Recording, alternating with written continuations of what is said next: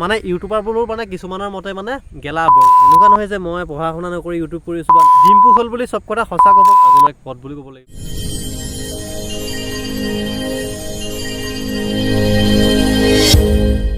ফেচবুকত হওক ইউটিউবত হওক বৰ্তমান সময়ত আমাৰ মানুহবোৰে আচলতে বেছিভাগ মানুহ সকলোৱে কথা কওঁ না পুৰা বিতৰ্কমূলক বস্তু মানে বহুত বেছি মানে প্ৰাধান্য দিয়ে মানে গুৰুত্ব দিয়ে। হেল্ল' এভৰিৱান, কি খবৰ? আশা কৰোঁ সকলো ভালে আছা। মই নাজানো এটা ব্যক্তিক্ৰমী আৰু এটা বিতৰ্কমূলক ভিডিঅ'লৈ হ'লে সকলোকে স্বাগতম জনাইছোঁ। বিতৰ্কমূলক ভিডিঅ' এইকাৰণে মই কৰিব বিচাৰিছোঁ, আচলতে আৰম্ভণি কৰি দিছোঁ। আপোনালোকে হয়তো গম পায় বহুতে বিতৰ্কমূলক ভিডিঅ' চাই ভাল পায়, সেইটোকে ভাবিলোঁ মানে অলপ বিতৰ্কমূলক বস্তু আপোনালোকে এই ভিডিঅ'ত দেখুৱাম। মানে কথা তেনেকুৱা মই বিতৰ্ক নকৰোঁ, বিতৰ্ক আমাৰ ৰাইজে কৰি আছে। কিছু সময় পূৰ্বে 6 মিনিট আগত মই পাইছিলোঁ পোষ্টটো, ডিম্পু বৰুৱা এটা কমেণ্ট মানে পোষ্ট লিখিছিলে ফেচবুকত, চাওঁ দেখাই দিছোঁ। ডিম্পু বৰুৱা ৰাইট, তেওঁ লিখিছিলে যে মেট্ৰিক পৰীক্ষা ৰচনা লিখিছে দীঘলকৈ, না এইটো পৰীক্ষাৰে জীৱনত কিবা এটা লাভ হয়, না এইটো পৰীক্ষাত ভালকৈ পাছ কৰিলে কিবা চাকৰি পায়, না এইটো পৰীক্ষা ভালকৈ পাছ কৰিলে ভৱিষ্যত একদম ফাৰ্ষ্ট ক্লাছ হয়। মই বুজি নাপাওঁ, মাত্ৰ ককা এটা দিনৰ পৰাই চলি অহা এই 7ম পৰীক্ষাৰ ৰীতি নীতি মানি ল'ৰা ছোৱালীক জীৱনৰ প্ৰথম ডাঙৰ পৰীক্ষা বুলি বৃহৎ প্ৰেছাৰ দিয়ে। জীৱনত মিনিংলেছ পৰীক্ষাটো ইমান টকা খৰচ কৰি নানা দুৰ্নীতিৰে পাতে কিয়? প্ৰতি বছৰে শুনিব পাওঁ মেট্ৰিক পৰীক্ষা কিন্তু অহা বছৰৰ পৰা নহয়, কিন্তু প্ৰতি বছৰে হৈ আছে। পৰিৱৰ্তনৰ দৰকাৰ অলপ। শিক্ষা ব্যৱস্থাও বাপাহৰে 2023 পৰিল। ককাহঁতে দিয়া পৰীক্ষাটো আজিৰ সময়টো দি আছোঁ। সেইফালে যুগ হ'ল 5G, কিন্তু শিক্ষা ব্যৱস্থা ককা আইতা দিনৰ পৰাই হৈছে। এইটো ডিম্পুৱে পোষ্ট লিখিছিলে। তাৰপৰা একাংশই ফেচবুকত মানে বহুত টুলপাৰ কৰিছে, বহুতে কমেণ্ট লিখিছে। প্ৰথম কমেণ্টৰ মেইন পোষ্টটো ডিম্পু বৰুৱাক কৰি লিখা হৈছে এজনে, মোৰ মানে ফ্ৰেণ্ড লিষ্টতে ঘপকৈ পালোঁ ফেচবুকত। তেওঁ লিখিছে যে মই নামটো মেনশ্যন নকৰোঁ, যিহেতু মানে অলপ নহয় জানো, গম পাইছে আপোনালোকে, মই কাৰো নাম মেনশ্যন নকৰোঁ, জাষ্ট দেখি পালোঁ কাৰণে আপোনালোকৰ মাজলৈ আগবঢ়ালোঁ। গতিকে এজনে লিখিছে, ডিম্পু বৰুৱাই অলপ আগত কৈছে যে মেট্ৰিক পৰীক্ষাৰ পৰা কি লাভ হয়। সেই লাভটো বেটাই পাবলৈ সক্ষম হ'লে আজি সি ইউটিউবত ভিডিঅ' বনাই থাকিবলগীয়া নহ'ল হয়। বুজি পালে নহয়? আৰু তলত লিখিছে ইউটিউবত ভিডিঅ' বনাই থাকিবলগীয়া নহ'ল হয়। ইহঁতে ইউটিউবত ভিডিঅ' বনাই থাকোঁতে কি বুজিব শিক্ষাৰ মূল্য। ইহঁতক দেখিয়েই ইনফ্লুৱেঞ্চ হৈয়ে সৰু সৰু ল'ৰা ছোৱালীবোৰ বৰবাদ, মোবাইল এডিক্টেড হৈছে, তাৰ খবৰ কোনে ৰাখে বুলি দিছে। তাৰ তলত বহুতে কমেণ্ট লিখিছে, কমেণ্টখিনি মই আপোনালোকৰ মাজত পঢ়িম আচলতে, কমেণ্টখিনি কিনো লিখিছে আচলতে। মই চৰকাৰী চাকৰি কৰোঁ, কিন্তু মোতকৈ বেছি টকা ইনকাম কৰে, সেইটোৱে দুখ। তাৰপৰা বহুতে ৰিপ্লাই দিছে তাত। এজন লিখিছে, মই চৰকাৰী চাকৰি কৰোঁ, মোতকৈ বহুত ইনকাম কৰে ডিম্পুৱে, সেইটোৱে দুখ বোলে। তাৰ উত্তৰ লিখিছিল, দৰমহা যিমানেই নহওক সেয়া তোমাৰ যোগ্যতা ভিত্তিত পাইছে, কিন্তু সিহঁতবোৰে কি যোগ্য ভিত্তিত পইচা পাইছে।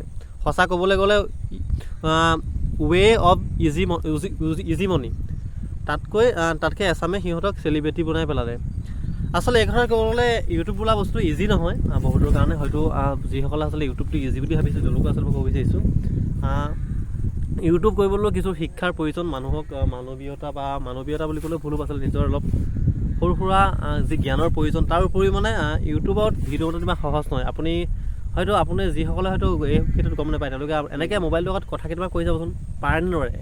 এখন সমাজৰ মাজত সকলোৱে নোৱাৰে, এইটো এটা কলা বুলিয়ে ক'ব লাগিব। ঠিক আছে, নেক্সট লিখিছে, ডিম্পুৰ মই ফ্ৰেণ্ড নহয়, ভিডিঅ'ও নাচাওঁ, কিন্তু মেট্ৰিক পৰীক্ষা উঠাই দিয়াটো বিচাৰোঁ। পঢ়ি শুনি চাকৰি কৰিব লাগিব, এনেধৰণৰ কথাবোৰ এইটো পৰীক্ষাৰ পৰাই আৰম্ভ হয়। ৰিজাল্ট বেয়া হ'লেই হয়তো বহুতে ছুইচাইড পৰ্যন্ত কৰি পেলায়। অথচ সকলোৱে জানে যে এইটো পৰীক্ষা মাত্ৰ 10ম শ্ৰেণীৰ বছৰীয়া পৰীক্ষা। মাত্ৰ ইয়াৰ ৰিজাল্টৰ ওপৰত ভৱিষ্যত নিৰ্ধাৰণ নহয়। আমি সেই প্ৰজন্মৰে মানুহ, চাকৰি কৰাৰ বাহিৰে জীৱনত একো লক্ষ্য নাছিল, মা দেউতাও বেলেগ কিবা এটা কৰিবলৈ শিকোৱা নাছিল। আজি পস্তাই থাকোঁ।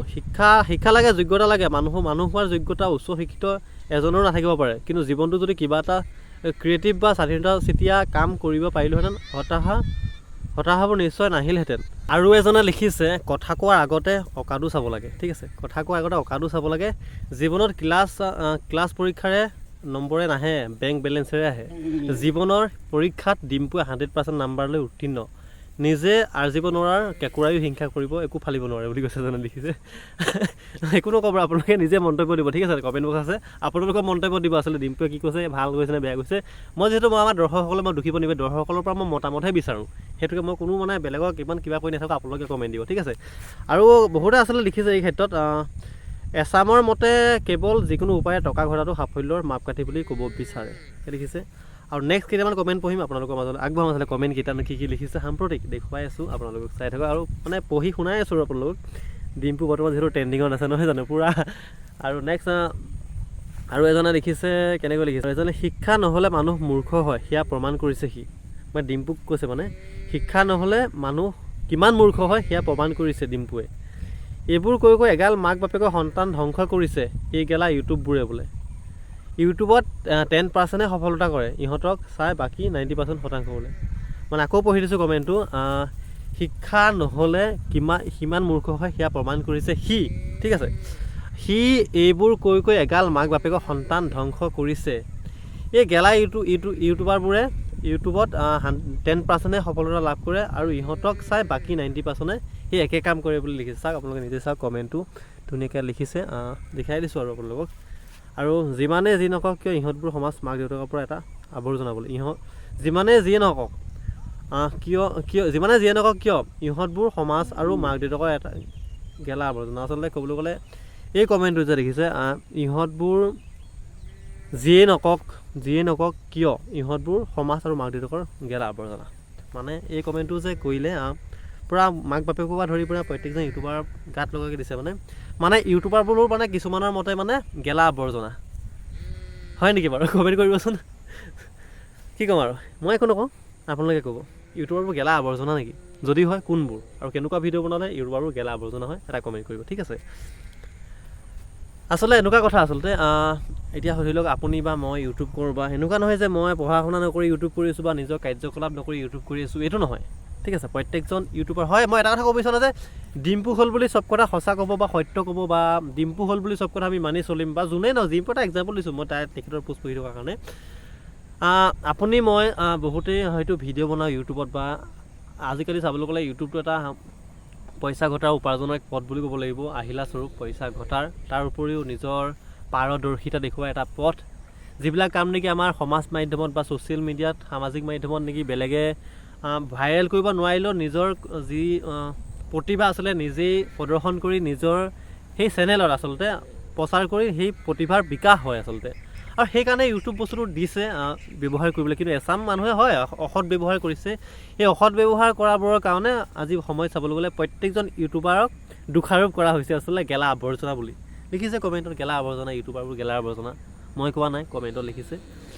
আচলতে ক'বলৈ গ'লে এনেকুৱা ধৰণৰ বহুতে ভাবে আচলতে ইউটিউবাৰবোৰে বহুত ইজিকৈ ইউটিউবত ভিডিঅ' বনায় বা নিজৰ কাম কাজ বাদ দি ইউটিউবত, তেনেকুৱা নহয় আচলতে। মোৰ কথা ক'বলৈ গ'লে মই ভিডিঅ' বনাবলৈ সময় একেবাৰে নাপাওঁ। প্ৰথম কথা, এতিয়া আবেলি প্ৰায় কিমান হৈছে 4:33 হৈছে, চাওক 4:33। প্ৰায় মই নিজৰ কাম কাজ কৰি আহি পেলাই আজৰি হৈ চাহ একাপ খাই পেলাইহে মই আপোনালোকৰ মাজলৈ এই ভিডিঅ'টো আগবাঢ়িছোঁ। ঠিক সেইদৰে বেলেগেও কিছুমানে নিজৰ কাম কাজ কৰি ভিডিঅ', তাৰ ভিতৰতে কিছুমান আছে আৰু উল্টা পুল্টা ভিডিঅ' বনায়, মই নাই বুলি ক'বলৈ বিচৰা নাই। কিন্তু আমাৰ ক্ষেত্ৰত চাবলৈ গ'লে মই উত্তৰটো এইকাৰণে দিছোঁ যে ইউটিউবাৰবোৰ যিহেতু গেলা আৱৰ্জনা কোনবিলাক কয়, যিবিলাক নেকি কাম নোহোৱাকৈ ৰাস্তাত পৰি থাকে সেইবিলাকে আৱৰ্জনা কাক কয় সেইটো যদি জনা উচিত নহয় জানো? গতিকে আমি নিজৰ কাৰ্যকলাপ কৰি শেষ হোৱাৰ পাছতে ইউটিউবত ভিডিঅ' বনাওঁ। আৰু প্ৰত্যেকজনৰ কথা নাজানো বাৰু, মই মোৰ কথাই কৈছোঁ। গতিকে আপোনালোকে কমেণ্ট কৰিব আপোনালোকৰ মতামত কি, আপোনালোকে যিহেতু গম পায় নহয় জানো মই কেনেকুৱা ধৰণৰ ভিডিঅ' বনাই আছোঁ। আৰু আগৰকেইটা ভিডিঅ' কি ধামাকা ভিউজ আহিছে, পূৰা লাখ ভিউজ হৈছে গম পাইছে। পূৰা মানে বাৰেচহীয়া গৈছিলোঁ গম পাইছে, বাৰেচহীয়া গ'লোঁ, ইয়াৰ পৰা প্ৰায় 300 কিলোমিটাৰ দূৰত গ'লোঁ ভিডিঅ' বনাবলৈ। আপোনালোকে ইমান বেছি মানে উৎসাহ দিছে, ইমান বেছি ভিউজ আহিছে ভিডিঅ'খিনি, আপোনালোকে হয়তো তলত চাব মানে আচৰিত খাব, মানে ইমান ভাল ভিডিঅ'ত ইমান ভাল ভিউজ আহিছে গম পাইছে নহয়।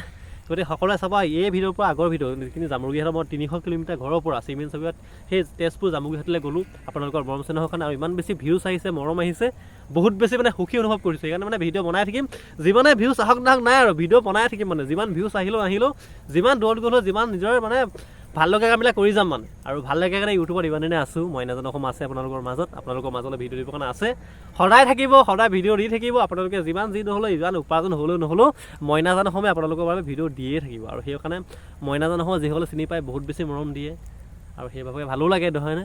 ভালো লাগে, ইমান বেছি মৰম দিয়ে আচলতে।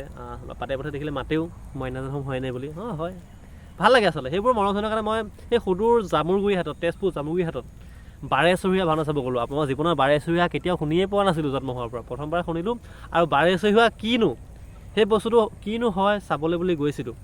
আৰু গম পাব আৰু এটা স্পেচিয়েল ভিডিঅ' আহি আছে, মই বাৰেচহীয়া কেনেকৈ গ'লোঁ সম্পূৰ্ণ কৈ আছোঁ, A to Z খুলি কৈ আছোঁ, মিছা কথা নাই, কোনো মিছা কথা নাই।